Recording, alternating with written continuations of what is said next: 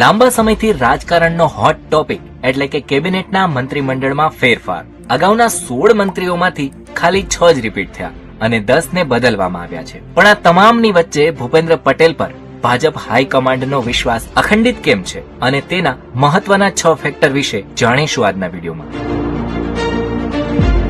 પ્રધાનમંત્રી નરેન્દ્ર મોદીથી માંડીને ગૃહમંત્રી અમિત શાહ, પૂર્વ મુખ્યમંત્રી આનંદીબેન પટેલ અને સંગઠન મહામંત્રી રત્નાકર ભૂપેન્દ્ર પટેલ પર સંપૂર્ણ વિશ્વાસ રાખે છે, જે તેમને મુખ્યમંત્રી પદ પરથી દૂર કરવામાં કોઈ પ્રશ્ન જ ઉભો નથી. હવે જાણીએ એ 6 ફેક્ટર વિશે જેમને દાદાનો વિશ્વાસ અખંડિત રાખ્યો છે.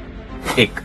હાઈકમાન્ડમાં સર્વ સ્વીકૃતિ. ભૂપેન્દ્ર પટેલના નામને લઈને ક્યારેય પક્ષમાં કે હાઈકમાન્ડ કક્ષાએ બે મત રહ્યા નથી. આ જ કારણ છે કે તેમના પરથી દાદાને દૂર કરવાનો કોઈ પ્રશ્ન જ ઉભો નથી થતો. બીજું છે જ્ઞાતિ સમીકરણ. ગુજરાતમાં પાટીદાર સમૂહની રાજકીય અસર હંમેશા મહત્વપૂર્ણ રહી છે.